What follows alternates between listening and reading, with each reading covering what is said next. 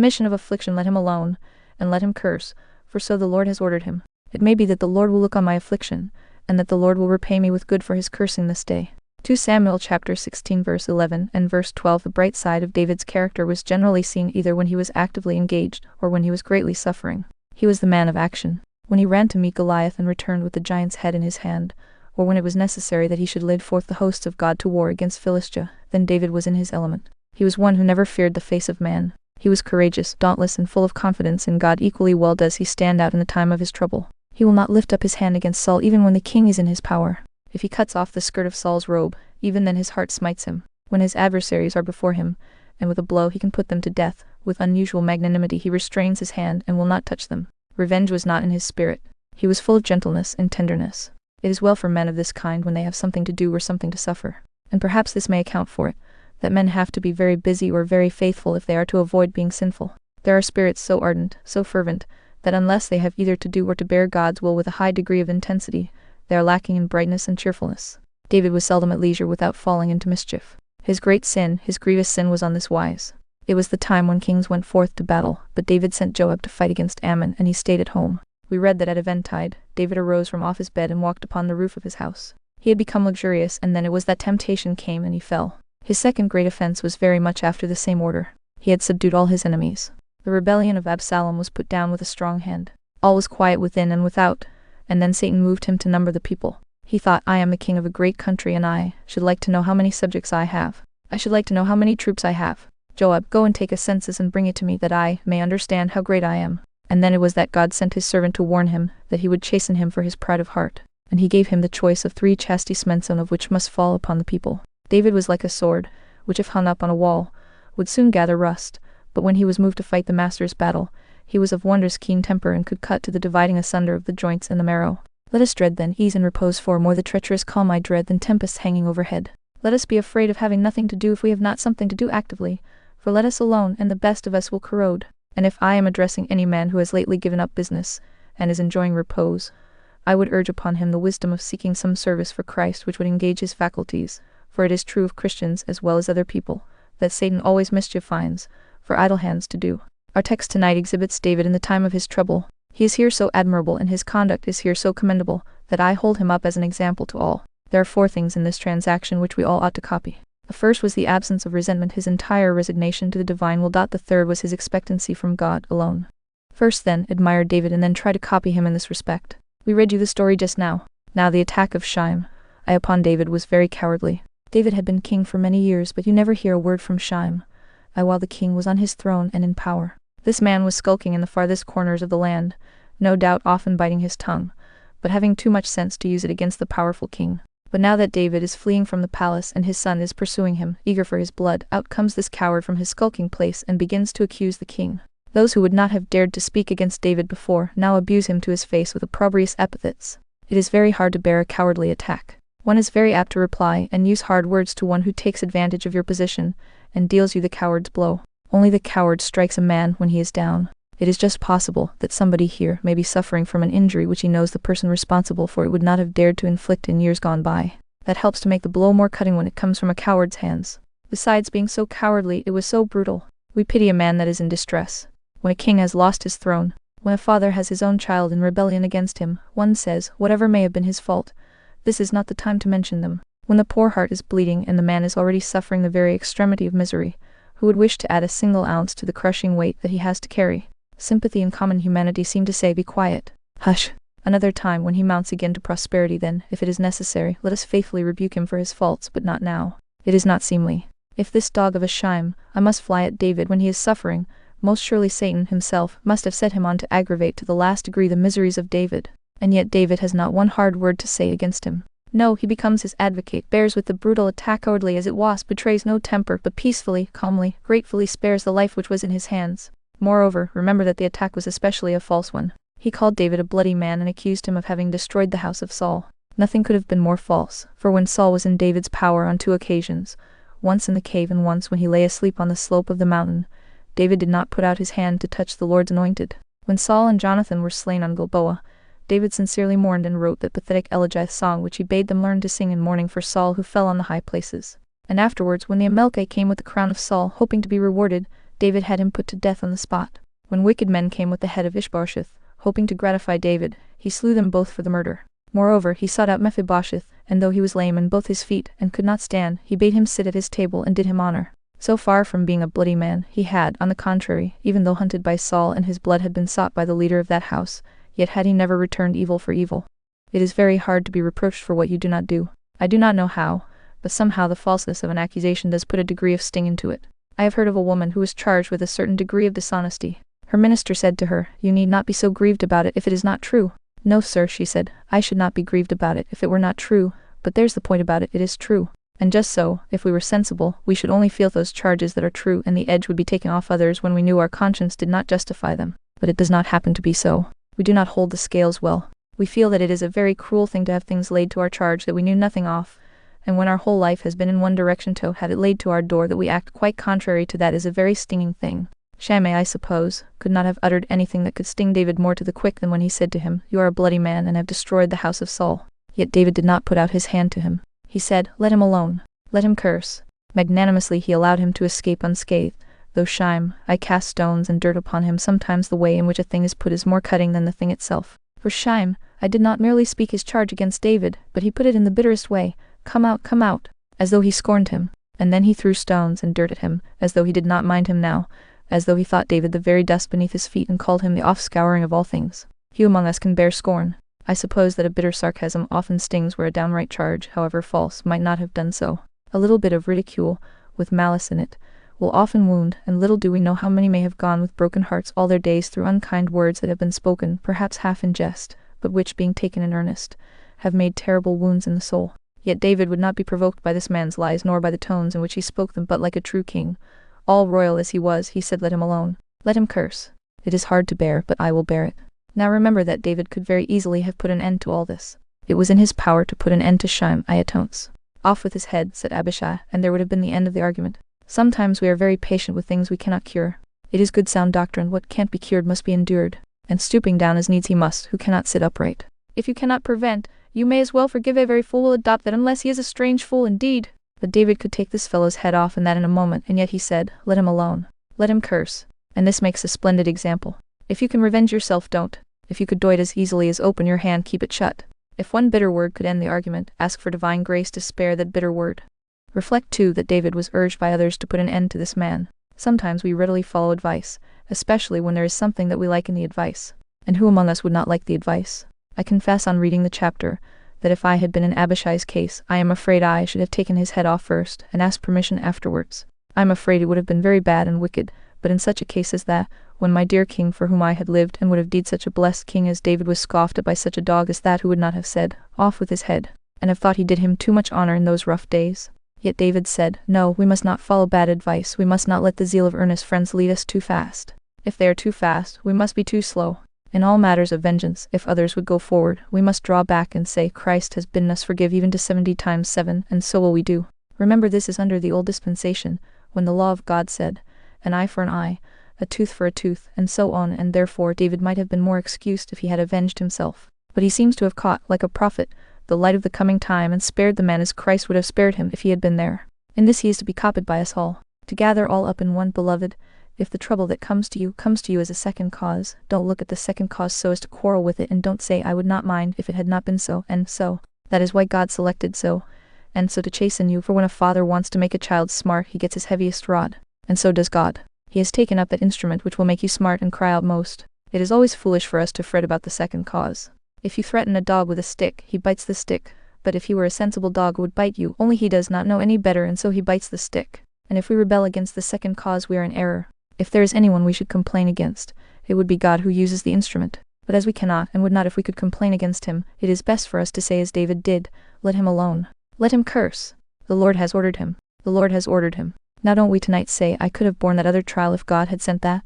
Well, accept your present trial, and oh, if you are vexed with so, forgive him. There is a higher hand than his in this matter. It is a rough knife that you have been pruned with, but it is the gardener that used the knife, and your God is using this affliction for your good. Don't look at the affliction as much as at the end and at the design of God. It was very beautiful for David to make excuses for Shimei. Notice how he puts it. "Well, there is Absalom my son is seeking my life. No wonder that this man should. He is no relation of mine. I could not expect love from him. And then moreover he said, he is a Benjamite. Now God has been pleased to put me, David, into the place of Saul that was a Benjamite, and of course this man sympathizes with the tribe that has lost the royal crown. David put his finger on the secret.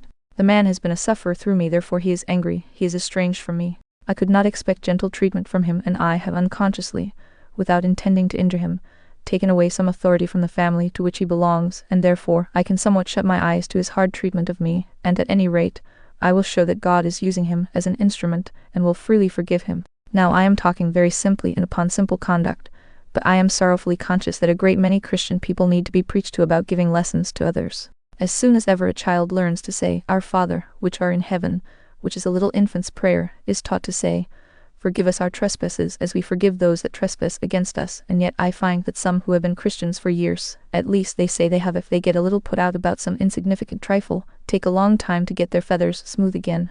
Perhaps it is something they need hardly have noticed, and yet they will go fretting about it day after day.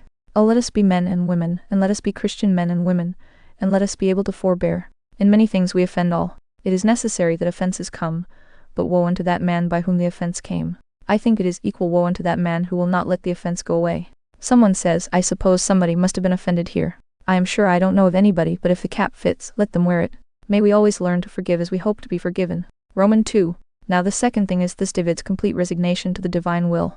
It is enough for me that the Lord has bidden him, or as in the 10th verse, let him curse, because the Lord has said unto him, Curse David. David felt very keenly the wicked act of his enemy, but he felt that it was sent for his further chastisement, and therefore he accepted it willingly. I dare say he said to himself, I don't deserve this charge. It is a very base one, but if Shime had known all about me, he might have charged me with something quite as bad as that, and he would have been quite correct. When we are railed at by graceless men, and they slander us, we may say to ourselves, well, if they did but know us better and could see our hearts, they could perhaps have said something worse against us, so we will be well content to bear this. For David, though Shime, I did not know about it, had grievously sinned. It does not make Shimei's conduct any better, but David felt, I have deserved this at the hands of the Lord, or something else if not on this particular occasion. Then feeling it was the Lord, he said to himself, I do not see the meaning of this, but I am sure there is love in it. Did God ever do anything to his children except in love? I do not see the necessity of it, but I am certain there is wisdom in it. Did the Lord ever do anything to his children that was not right? I do not see the benefit that may come out of it to me,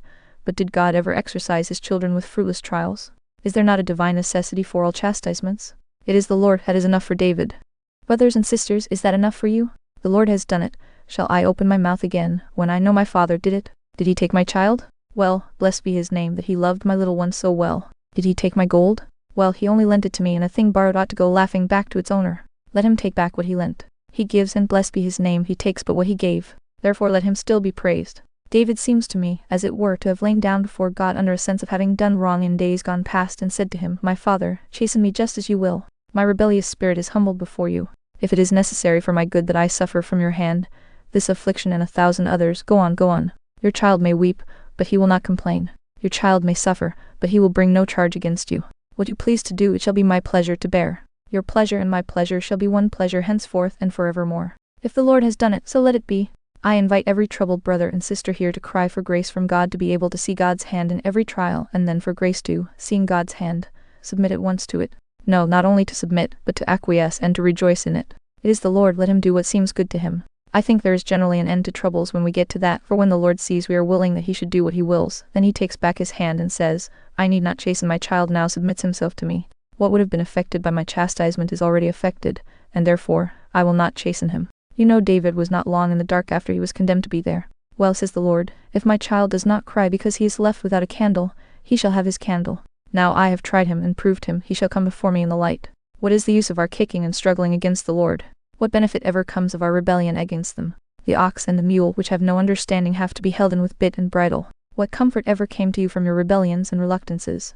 And so with self, will, and desiring to have your own way, what do you get from these but the scourge? Oh, it is the happiest and most blessed condition to lie passive in God's hands and know no ill but histophilous self-annihilation, in which self is not destroyed, but is absorbed into God, so that we delight in the inner man and the will of God, and always say, Father, your will be done.